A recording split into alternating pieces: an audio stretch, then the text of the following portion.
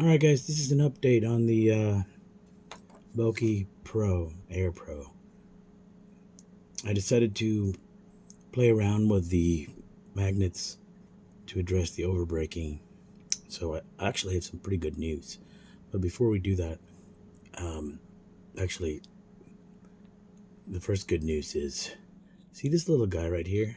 So the braking system in this is I don't think I've ever seen one that looks like this, especially when it's on this end right here of the reel. This braking system is actually not static; it's actually dynamic. See this little space right here?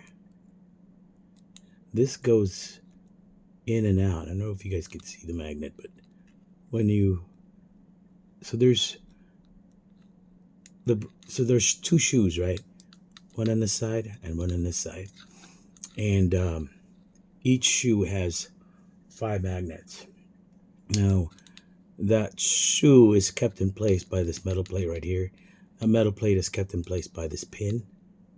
I actually initially took it out to take the magnets out, but you don't actually need to do that. But when I took that out, I realized that these shoes right here are actually, see that? They move around.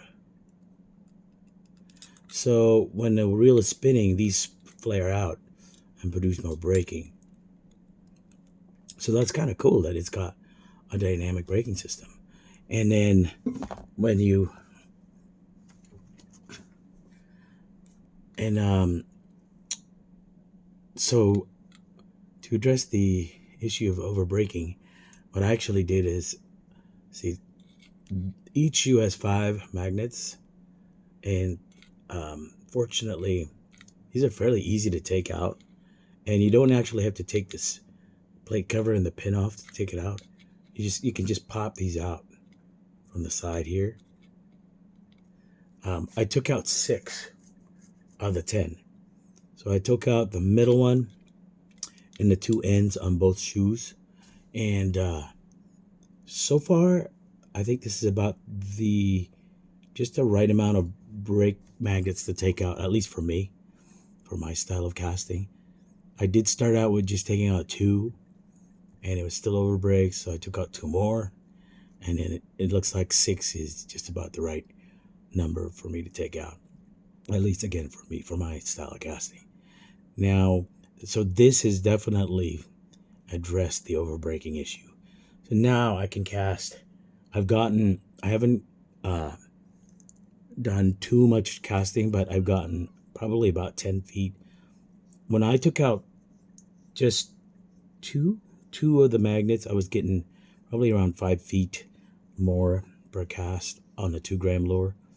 And when I took out 2 more, I think it was up to like 10, approximately 10 feet more per cast on with the 2 gram lure. And then with the 6 magnets off, I'm able to cast a 1 gram lure now and have it be casted accurately without having to adjust. And I'm now doing this at brake setting like 4 or 5. This has 10 brake settings, by the way. Whereas before, when I was trying to cast a 1 gram lure, I was at 0 brake, and I was still having to adjust for accuracy. So now, with some of the magnets taken up, it's definitely addressed the overbreaking. Now I can start fine tuning this so that I can get maximum distance with 2 grams enough. And now I actually have an option to cast a 1 gram lure with this reel. I was able to get I don't know, around 30 feet, and I was actually backlashing, which is weird because it's actually good news when you're fixing an over braked reel. So yeah, it's pretty cool. Now, one thing that I did find out while I was working on this, is that when I was flipping this thing over, one of these screws came out. It's an Allen right here, and I couldn't get any tool to get in there to tighten it, but I just realized that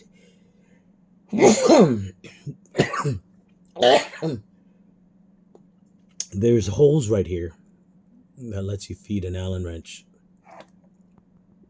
so that you can tighten that up right there. Okay, there's one in each for each corresponding screw.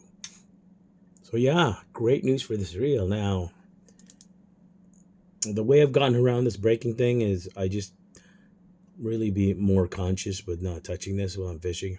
And I think I'm going to use some kind of marker to kind of like hopefully get it into this etching so that it's easier to see. Because that's the last thing that's a problem on this reel for me is the breaking adjustment. All right, guys, that's the update. Thanks for watching.